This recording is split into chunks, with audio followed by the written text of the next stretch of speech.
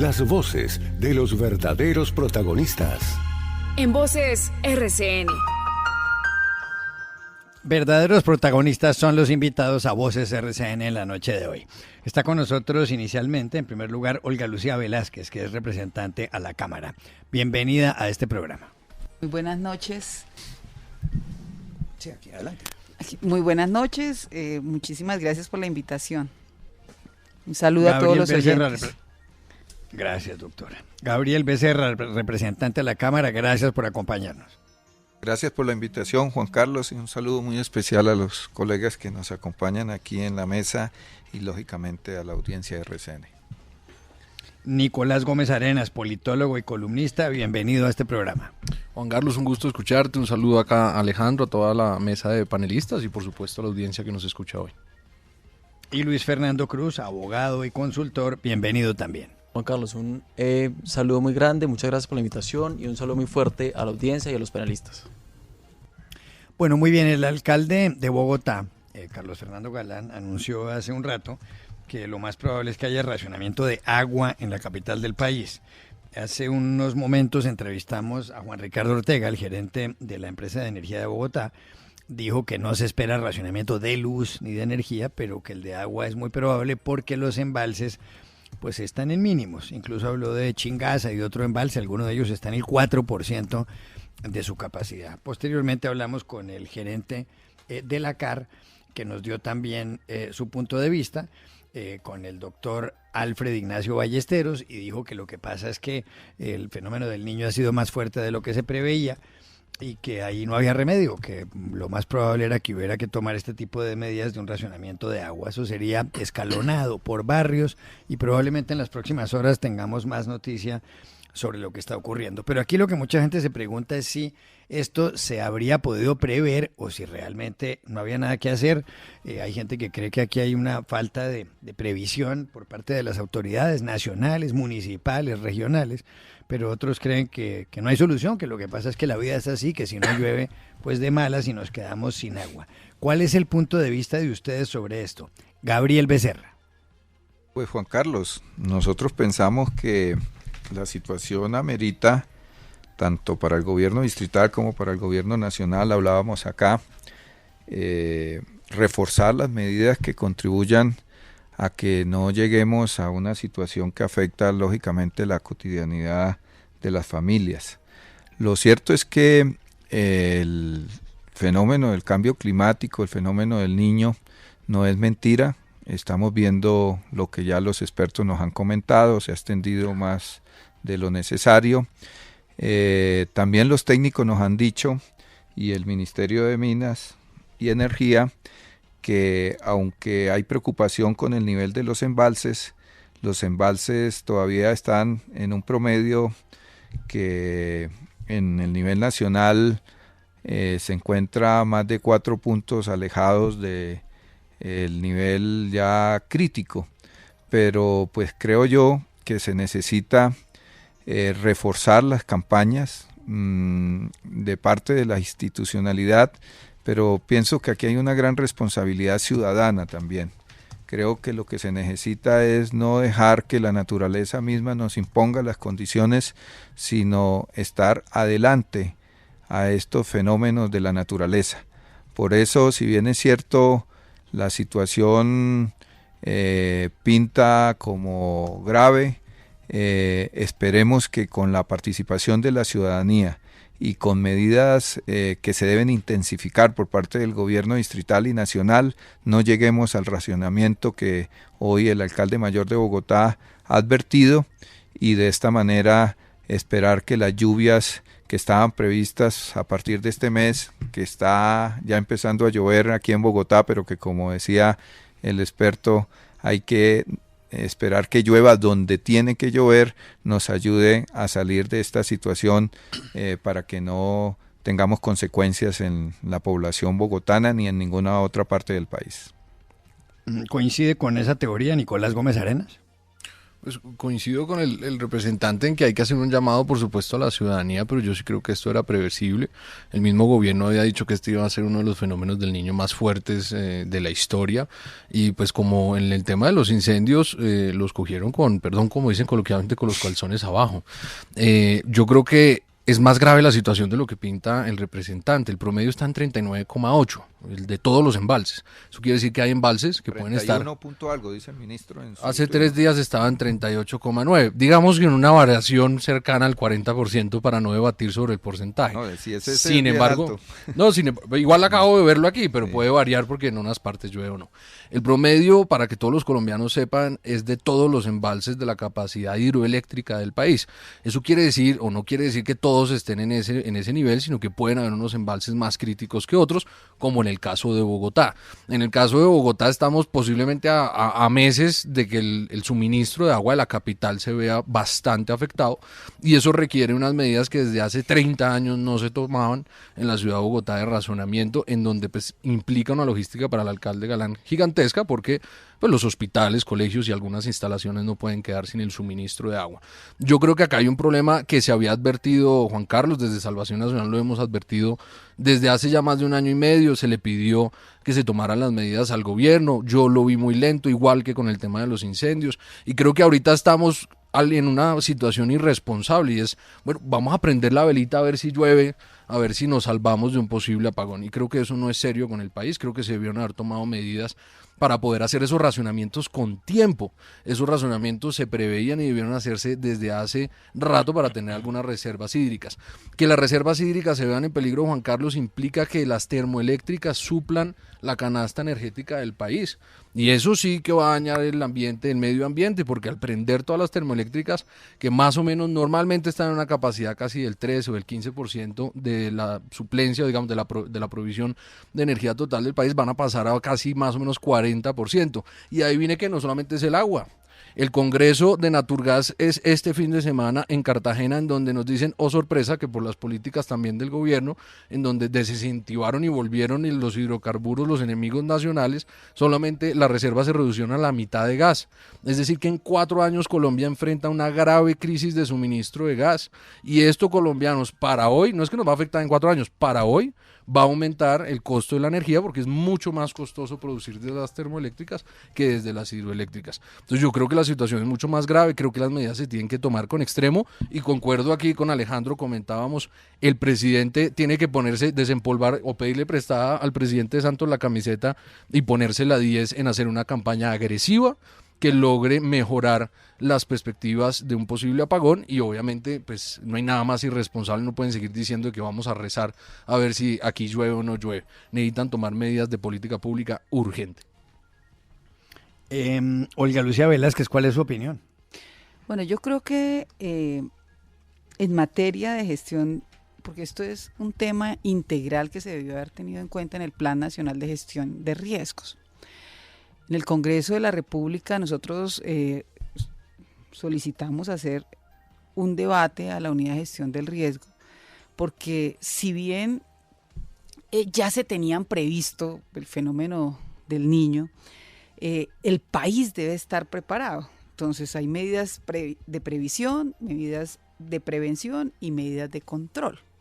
En las medidas de previsión, que es el plan, este plan debería de tener varios elementos frente a los incendios, a las sequías, a las inundaciones, a los deslizamientos, es decir, a todos los fenómenos naturales y antrópicos que se podrían presentar ante el fenómeno del Niño.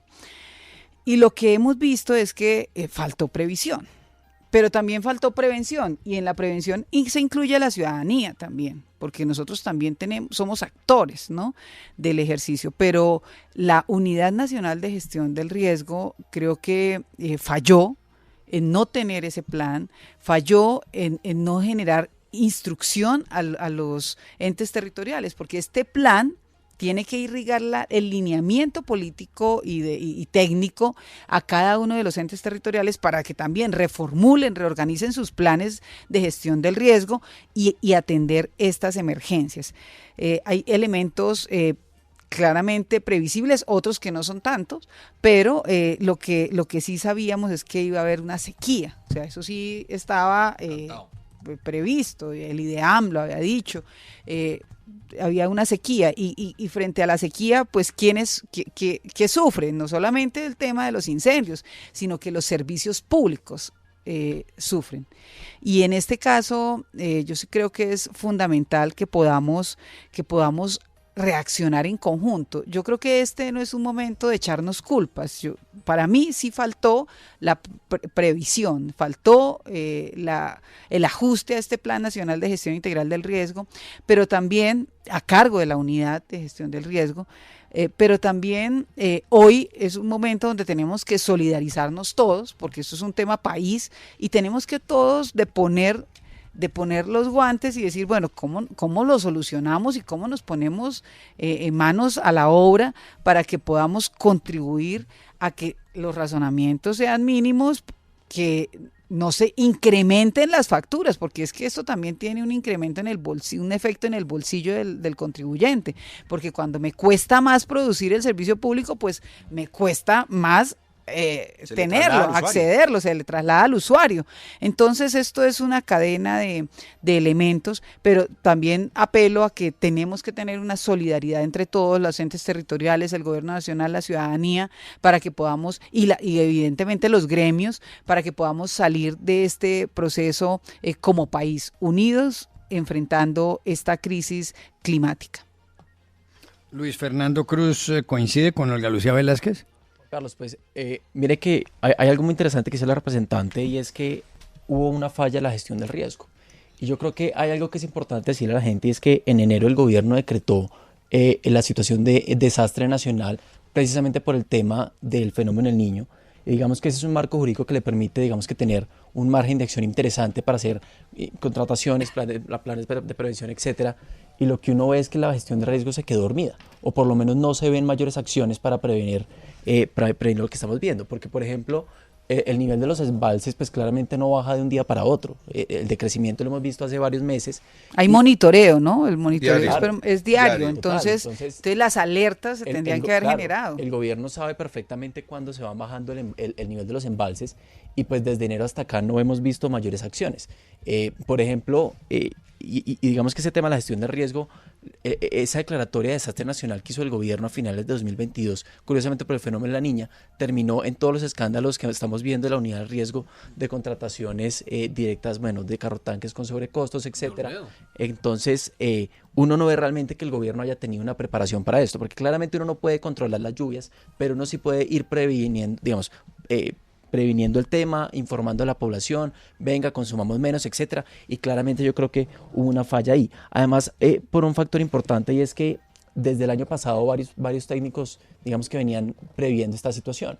Uno ve, por ejemplo, en el tema energético, nada más el valor del kilovatio se disparó de 250 pesos en comienzos de 2023, subió a 1.000 pesos a finales, digamos, después se logró estabilizar un poquito, pero ya el mercado venía mostrando ciertos comportamientos que, digamos, que podían llevarnos a la situación que estamos hoy. Entonces, claramente no podemos controlar las lluvias, claramente hay que hacer un esfuerzo ciudadano entre todos para disminuir el consumo del agua, pero creo que el gobierno se quedó dormido, no tomó este tema con seriedad.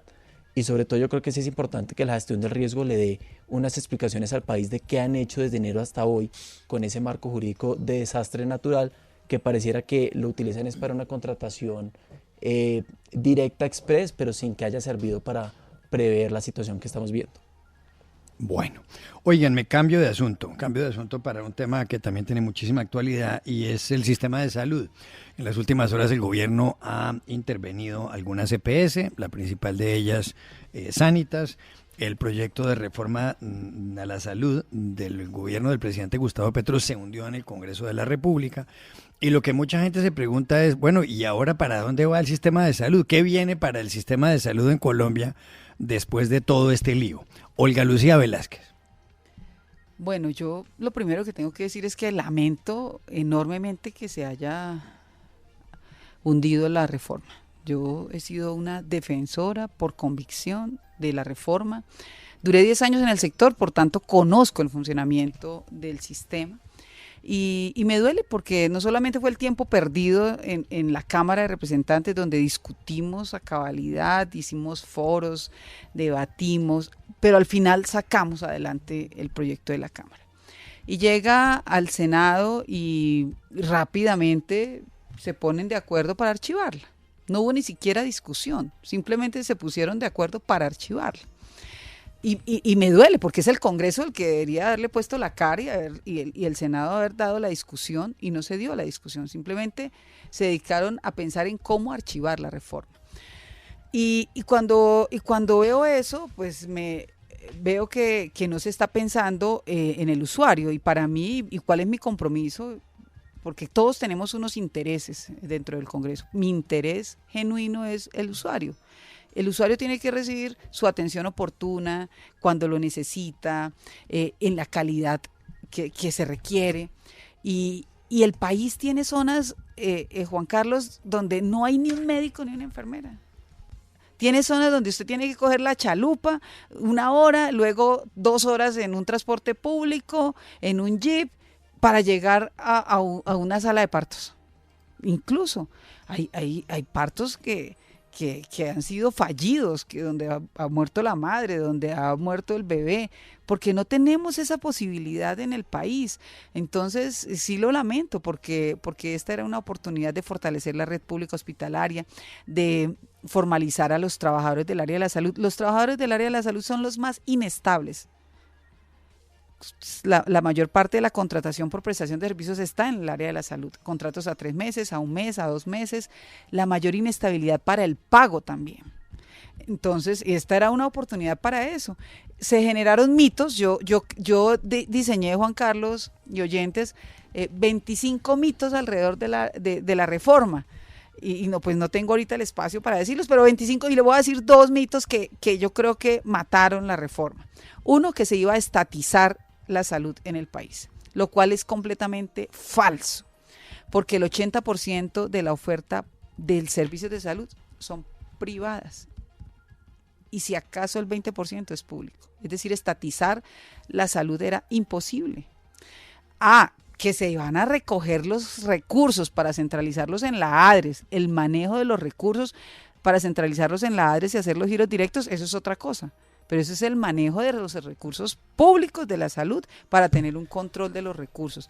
Entonces, esa mentira que se creó alrededor de la reforma, y la otra mentira, que se acababan las EPS y por tanto los servicios también sufrían.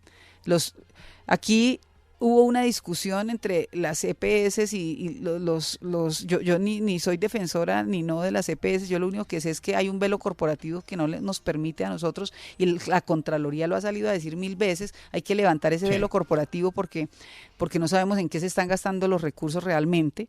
Y esa pelea entre si EPS o no EPS, como si las EPS fueran completamente sagradas y se volvieron, en lugar del recurso público, se volvieron las EPS sagradas, pues generó una polarización entre EPS y no EPS. Y las intervenciones. Entonces, ahora, ¿por qué se están interviniendo? Y yo quiero dar estos datos. En el gobierno de Pastrana se liquidaron 31 EPS. En el gobierno de Álvaro Uribe se liquidaron 52 EPS. En el gobierno de Santos, 24 EPS, en el gobierno de Duque, 11 EPS. Ya. Y ahora se han intervenido 4, de las cuales 2 en esta semana. Y se ha generado toda una conmoción interna por la intervención de las EPS, cuando llevamos de manera histórica acabando y liquidando EPS. ¿Eso qué significa? Que hay un problema estructural del sistema, del sistema. Y si nosotros no asumimos ese problema estructural, quien está sufriendo es el usuario. Y yo sí invito, y lo dije hoy en la plenaria, tenemos que apelar a la madurez política y de poner todos los intereses y poner en el centro al usuario. ¿Será que no podemos tener madurez política para pensar que todas las personas merecen una atención oportuna, pero además en el lugar que lo necesita, que la red prestadora de servicios tiene que estar cercana, y las intervenciones tienen que ser ahora preventivas? No es para liquidar ni Sanitas ni la nueva EPS, es para que podamos que garantizar que recuperen la reserva técnica, que le paguen a los acreedores, Sí. pero sobre todo que sigan garantizando la prestación a los ciudadanos, a los usuarios, a los pacientes. Luis Fernando Cruz, ¿qué opina de esto? Juan Carlos, mira, a mí me preocupa mucho, por un lado, la radicalización del gobierno después de la caída de la reforma y por segundo lado, en segundo lugar, que el gobierno trate de implosionar financieramente a las EPS, ya sea con una especie de venganza o para justificar ciertos cambios vía decreto o vía una eventual constituyente. Porque, por ejemplo, lo que nosotros hemos visto es que el gobierno no ha hecho los incrementos de la UPC conforme a los costos reales que han tenido los servicios. Por ejemplo, el año pasado este año el incremento fue del 12% y ASEMI decía que necesitaban entre el 16 y el 18 para poder cubrir el incremento de los gastos. En el tema de los presupuestos máximos hay cerca de 2.5 billones que no se han girado a las CPS todavía. Entonces, lo que uno ve es que el gobierno, por un lado, ha tratado de asfixiar financieramente las CPS, que hoy en día, digamos, el año pasado, de 100 pesos que recibía estaban gastando 102, entonces estaban funcionando pues al límite, entre el límite y la pérdida. Pero yo sí te interrumpo en que no es cierto que el gobierno quiera asfixiar, ha pagado de manera anticipada como ha sido siempre a través de la ADES. Pero digamos que cuando uno ve, por ejemplo, el incremento de la UPC ha estado muy por debajo de los costos reales. Inclusive Aldo Cadena, que es, digamos, del corazón del gobierno, él mismo en la rueda de prensa de la nueva EPS dijo que el incremento de la UPC no ha sido suficiente y que le pide al ministro, digamos, que se revise esa actualización, porque claramente no está alcanzando los recursos. Entonces, lo que uno le preocupa es que el gobierno, adicional a estos movimientos financieros que ha venido haciendo, le suma las intervenciones a las EPS, pues por un lado, que trate de implosionarlas o que realmente uno le preocupa qué tipo de manejo van a dar. Por ejemplo, el interventor que decretaron para Sanitas, pues no es que tenga la mayor experiencia para administrar el monstruo financiero que es Sanitas con más de 5 millones de afiliados. Entonces, realmente preocupa, por un lado, que siga la asfixia financiera del gobierno al sector, por otro lado, que nombren unos interventores que no tienen realmente la capacidad y la experiencia para manejar los monstruos que están interviniendo, porque es que acá es importante hacer una claridad, y es que acá no se están interviniendo EPS pequeñas o de garajes que digamos que son completamente indeseables en el sistema y lo que se ha venido liquidando previamente. Acá se están interviniendo las EPS más robustas, más sólidas, las que tienen el mayor número de afiliados, las que han tenido el mayor nivel de cobertura y de, digamos, los mejores indicadores en los últimos 30 años. Entonces, ¿qué personas están nombrando ahí? Pero que no tienen las reservas técnicas ni el patrimonio adecuado para soportar la operación. Digamos, eso va relacionado con la asfixia financiera que ha dado el gobierno, pero sí preocupa que financieramente las traten de asfixiar, que nombren interventores que no tengan la capacidad del conocimiento para manejar lo que se viene, y pues eso claramente deriva en un riesgo altísimo para la prestación de los servicios de los usuarios. Bueno, Gabriel Becerra, ¿qué opina? Pues nosotros como Olga dejamos esta mañana una constancia en la plenaria de la Cámara advirtiendo un poco un aspecto político, y es que el Congreso se ha pegado, y yo diría sobre todo el Senado, la Comisión Séptima, un tiro en el pie, porque en últimas la función del Congreso de la República es tramitar los problemas que tiene la sociedad, hacer un gran esfuerzo por encontrar acuerdos y darle respuesta a los problemas de la sociedad. Nosotros lo logramos en Cámara y yo creo que hicimos un esfuerzo con una subcomisión que trabajó de una manera intensa, con unas audiencias, con unos diálogos que de verdad le parece a uno es muy injusto que se diga que esta ha sido una reforma a la salud que se ha hecho en un conciliábulo, que no se ha convocado a la gente. No creo que objetivamente eso sea cierto. Entonces, hoy los habitantes del litoral pacífico, los habitantes de los llanos orientales, los habitantes de esos 600 municipios que no tienen ninguna atención en salud, a pesar de que algunos puedan tener el carné, pues sencillamente van a seguir en las mismas circunstancias, siendo conscientes todos en el Congreso que la crisis del sistema de salud y del modelo que ha venido primando durante estos 30 años es insostenible. Entonces, políticamente, realmente no permitir los acuerdos, sobre todo en el Senado de la República, donde no se pudo ni discutir la reforma, expresa que prima un interés político particular de bloqueo que no beneficia al sistema de salud, que no beneficia a los ciudadanos y que terminan metiendo a la reforma a la salud en unos debates de interés político, digamos, de la oposición.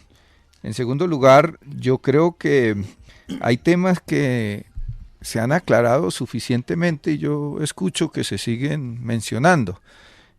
Quiero hablar de uno en particular, el que tiene que ver con el tema de la UPC.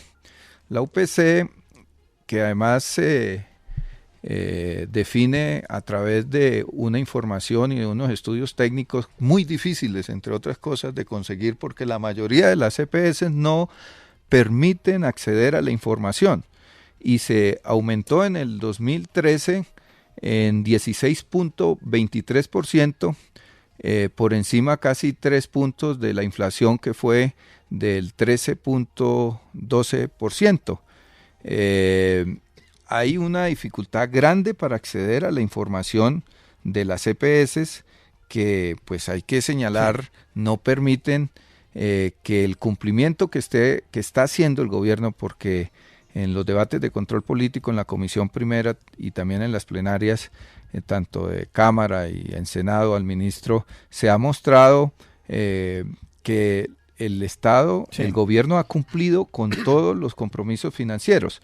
Ahora, hay puntos de acuerdo, Juan Carlos, y con esto termino, que hemos logrado consensuar: el giro directo, acabar con la intermediación, con la integración vertical, el tema de la atención primaria, que he visto que también lo quieren caricaturizar, cuando realmente la atención primaria nos permitiría disminuir la presión al sistema por los altos costos de las enfermedades cuando ya estas son detectadas, que implicaban un nivel, yo diría, no sé, pero por lo menos del 50% de acuerdos que se echaron por la borda. Y frente a tu pregunta, pues realmente lo que hoy vamos a tener es, por un lado, a un gobierno que tiene una responsabilidad porque tiene un mandato ciudadano para trabajar, para desarrollar reformas al sistema a través de la política pública, y por otro lado una ciudadanía que va a estallar frente al agravamiento de la crisis. Yo creo que este es un pierde-pierde, lo que pasó el día de ayer. Nadie ganó con esa decisión. Muy bien, antes de la pausa, Nicolás Gómez Arenas, ¿qué piensa? Preocupado porque me toca coger demasiados temas que tocaron acá mis compañeros. Ese resumen sí está, Juan Carlos, bárbaro. Mire, yo realmente me está hirviendo un poco la sangre, porque es que acá todos nos lo dijeron. Corcho habló de la crisis inducida, el presidente fue claro de que el sistema en salud, que es favorable, el 73% de los colombianos lo quieren, están de acuerdo con que continúe y que se mejore, por supuesto, todo, pero para mejorar no hay que destruir.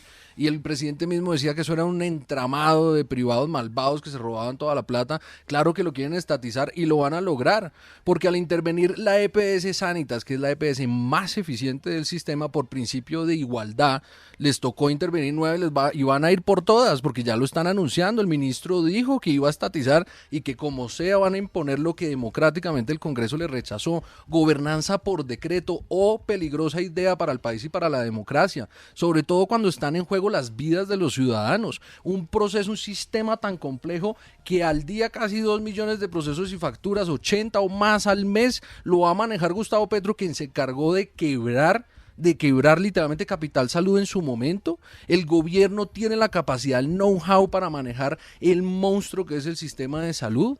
No lo tiene. Y claro que hay una crisis inducida porque se negaron a pagar los ajustes de los presupuestos máximos, y no lo está diciendo Nicolás Gómez, lo dice la Corte Suprema o la Corte Constitucional, ahorita no me acuerdo, y le hizo la ordenanza, permítame, congresista, porque yo no la interrumpí, le hizo la ordenanza clara al ministro Jaramillo, el cual ahorita está en desacato, y por eso hay una comisión técnica para traer a gente técnica para poder obligar el pago por el ministerio. Hay una ordenanza clara de la Corte que le obliga a hacer ese pago que urgentemente necesitan nuestras EPS. Y la UPC que menciona el representante, claro que se ha encarecido desde la pandemia, y porque las mortalidades se han vuelto cada vez más complejas, hay nuevas tecnologías, y como antes sí se podía cuadrar la UPC y ahorita no, porque supuestamente hay un bloqueo de información. Mentiras.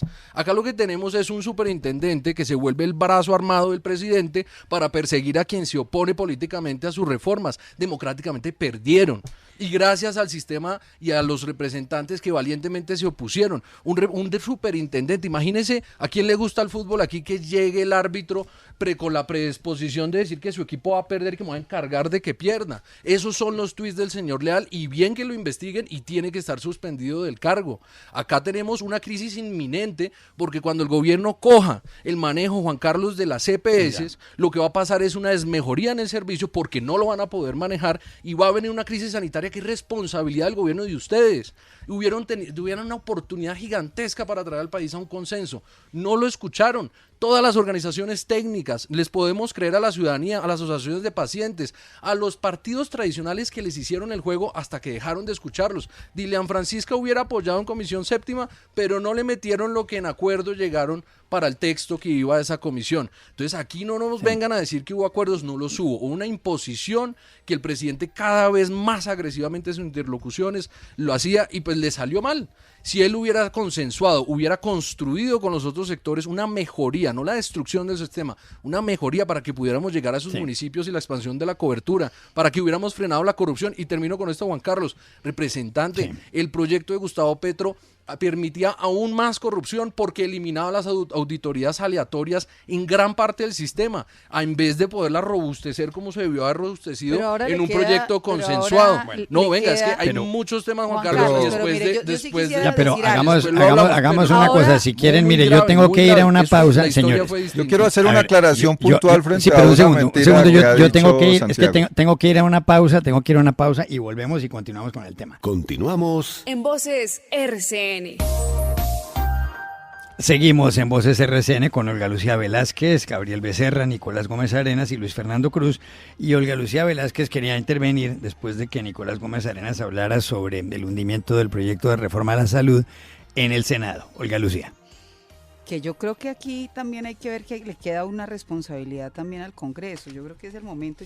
Si yo fuera el presidente Petro, yo no radico más propuestas de reforma a la salud. Le queda la responsabilidad al Congreso de que presente reformas. De hecho, nosotros, el Partido Verde, está trabajando en propuestas de reforma y le queda al Congreso. Es decir, si el Congreso la hundió, el Congreso debe responderle y ponerle la cara al país, y es el Congreso el que tiene que sacar adelante una reforma o mirar cómo soluciona la crisis. Aquí ya la responsabilidad no es el gobierno, está tomando unas decisiones. Ahora, el Congreso, ¿cuáles son las decisiones que va a tomar?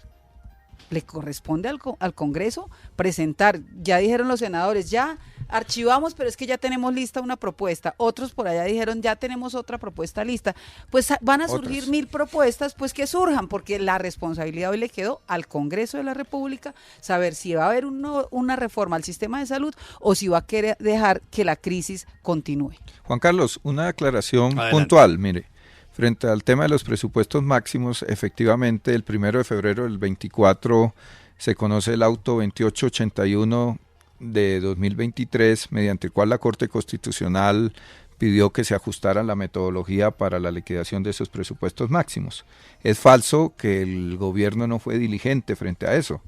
Lo ha sido girando, por ejemplo, todo lo correspondiente a los presupuestos máximos en el año 2023, como lo dijo el director de la ADRE, pero el 19 de febrero se emite por parte del gobierno la resolución 227 del 2024, donde se corrige la metodología para definir los presupuestos máximos y se adopta, digamos, la decisión de la Corte Constitucional. No existe por parte del gobierno un interés por no cumplir sus responsabilidades, hay límites fiscales, pero sobre todo hay una opacidad en la información por parte de las EPS que manejan 82 billones, que fue lo que se le giraron, y que aún, no lo decimos nosotros, lo dice la Contraloría General de la República, no les es suficiente y no pasan los informes. De 26 EPS, solamente 4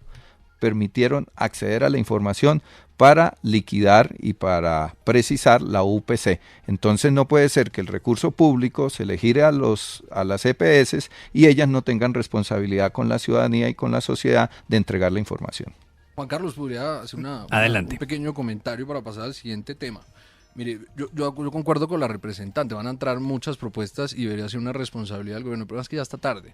El sistema no va a sobrevivir un año más de la crisis inducida en Ya la la que responsabilidad lleva. es del Congreso. Ojo, fue lo que pero dije tiene yo. que haber una voluntad política del gobierno de pagar lo que requieren las EPS. Y acá el representante nos habla Pero es que del pagar tema. lo que requieren las EPS es de acuerdo Permítame- a unas lógicas que están permítame termino y establecidas. si Es quiere- la UPC por el número Permítame de afiliados termino porque es activos. difícil el hilo conductor, pero mire, para responderle el tema, yo creo que se puede hacer una propuesta, ojalá en un consenso nacional para poder sacar el sistema de la crisis con voluntad política del Ejecutivo, de por lo menos salvar el sistema hasta que se logre ese consenso en el legislativo.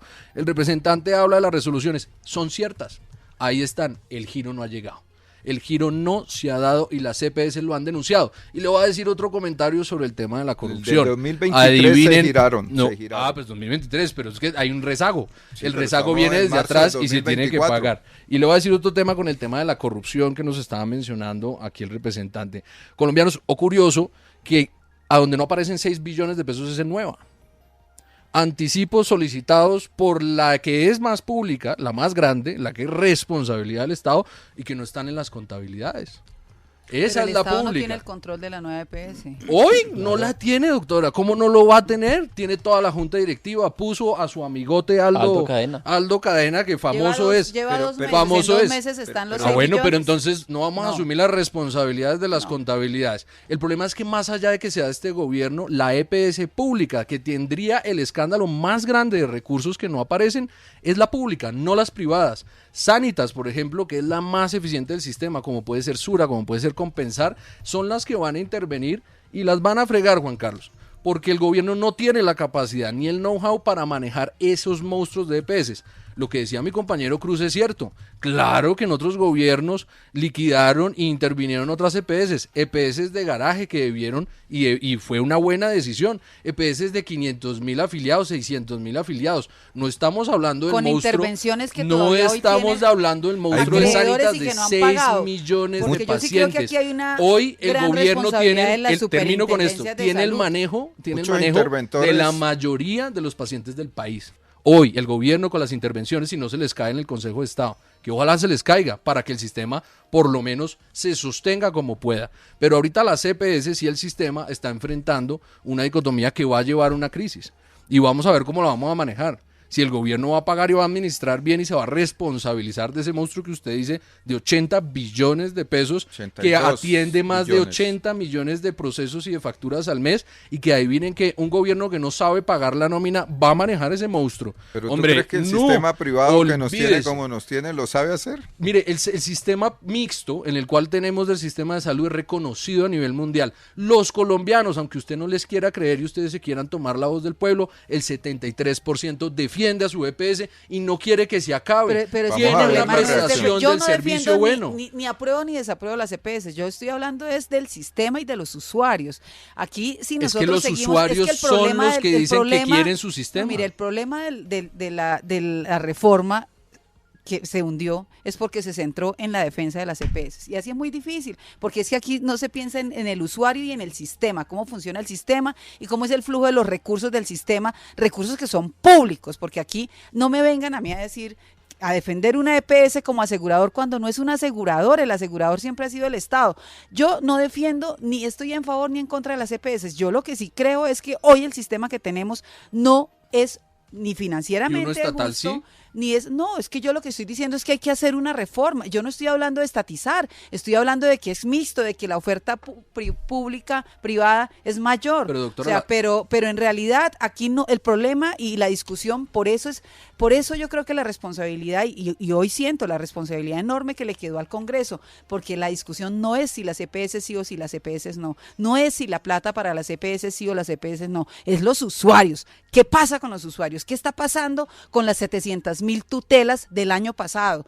Es que eran perfectas, entonces 700.000 personas no recibieron medicamentos, no Pero no recibieron son 700.000, atenciones. sino 100.000. Entonces, a mí sí me parece, no, el año pasado, entonces a mí sí me parece que la discusión se tiene que desepetizar, no sé cómo decirle, pero, doctora, si esto es un centrado en las EPS, Pero nunca este es un tema de vamos EPS a o es un avanzar. tema de platas, doctora, porque si el mismo... no, y se lo ¿De pregunto cuál al es el mismo sistema doctor que Aldo maneja el doctor mejor la Aldo Cadena plata? dice, mire, el tema del El pago mixto. por capitación no es suficiente para atender esta situación y nosotros en la nueva EPS, dice él, llegamos a acumular unas pérdidas que son insostenibles. ¿No será el momento de realmente replantearnos esto y admitir que este ya es un asunto de plata, sin importar Pero es que si es el Estado, si es la ADRES o quien maneje la plata? No, finalmente vamos a no, estar pero en es que esta quien misma maneje situación. la plata sí es un problema y es un tema. Por y es eso que- las EPS sí tienen Por que eso ajustarse. sí hay que hablar de ellas, un pero no comentario- podemos centrar el sistema de salud en las EPS y ahí es donde está Pero el doctora, problema. listo, no lo centremos en las EPS. Usted dice que el proyecto nunca pretendía estatizar.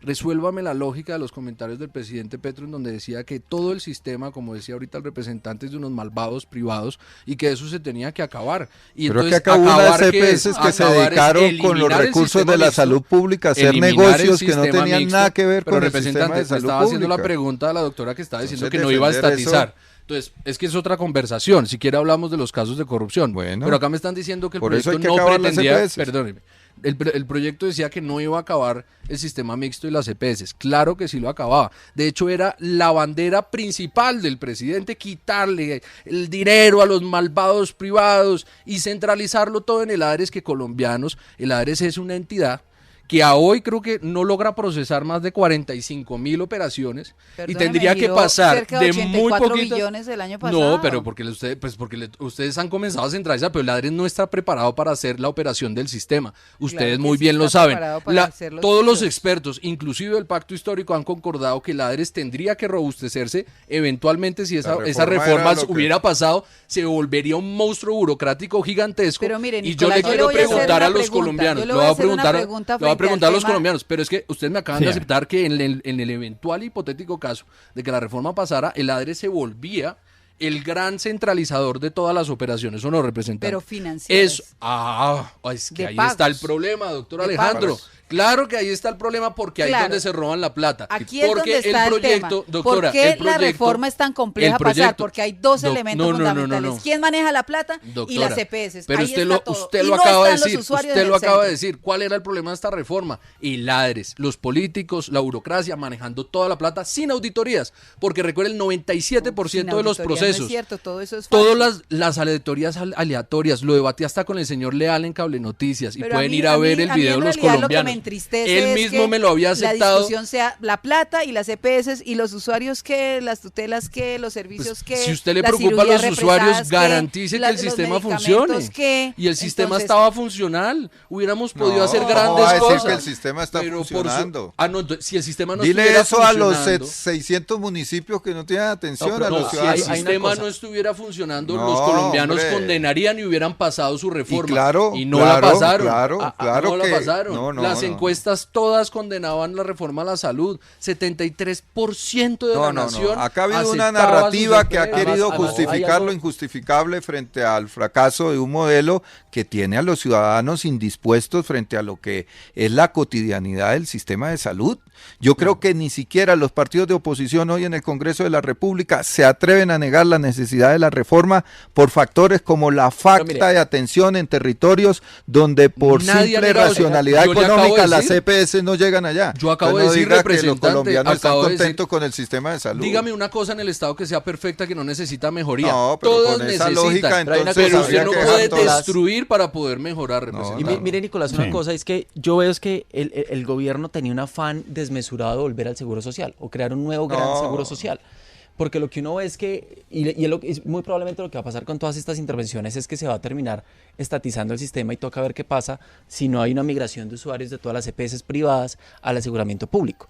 Y lo que, digamos, el tema de lo que llaman la intermediación financiera, que realmente es una gestión de aseguramiento, es muy peligroso, por ejemplo, que eso sea toda punta de giro directo del ADRES. Porque es que recordemos que Es un gran consenso el en ADRES la- este en el año Congreso. no ha podido actualizar y a pagar a tiempo el tema de las UPCs, de la UPC. El ADRES no ha podido lo que no- lo pagar que a no, lo tiempo que la está un mes actualización demorado son de los los presupuestos de los máximos. presupuestos máximos. Entonces, Pero los otros giros si sí se es fácil. demoran, si el ADRES hoy en día se demora pagando los rubros que normalmente tiene que pagar y que no le generan gran garantismo. Entonces, imagínense ahora pagando 82 billones de pesos. Eso es un desastre, digamos. Hoy lo Los pagan, pagó hoy los en el pagan, 2023 burocratización 82 tenaz. millones de Hoy los pesos. Y con un pagan. tema adicional, el proyecto lo que generaba también era una burocratización impresionante, que por eso Hacienda calculaba en más de 100 billones el impacto fiscal, porque es que entonces eran caps Y de acuerde que no cuántos... tiene aval fiscal, además Exacto, de todo. no tenía al fiscal y era entonces era crear cuántos caps Pero regionales hoy que lo ya ponían los esto es secretarios de historia, es salud. decir, la reforma se hundió.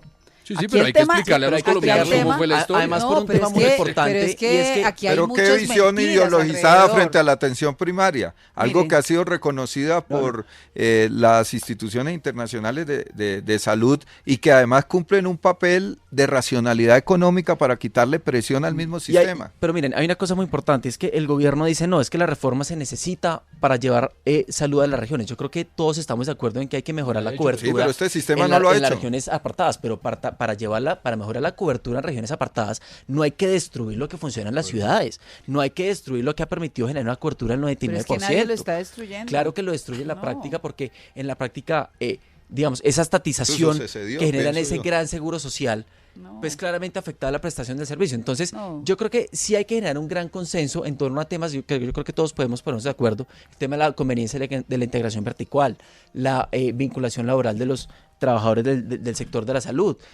inclusive cómo llevamos esa prestación a las regiones apartadas, pero no destruyendo un sistema que durante 30 No, es años que la nos permitió destrucción mejorar la no cobertura. se está haciendo ninguna y nos destrucción del permitió sistema. Aquí el tema mejorar es todos los EPS y manejo de indicadores los recursos. de salud, así fue teniendo que inclusive se hundió la reforma. uno de No los costos de pensaba en el bolsillo usuario. más bajos. Eso es lo que se protegió.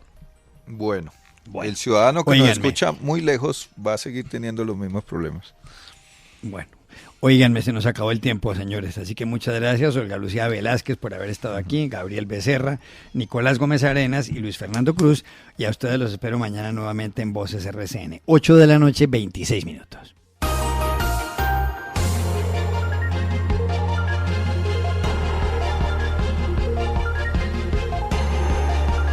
Voces RCN.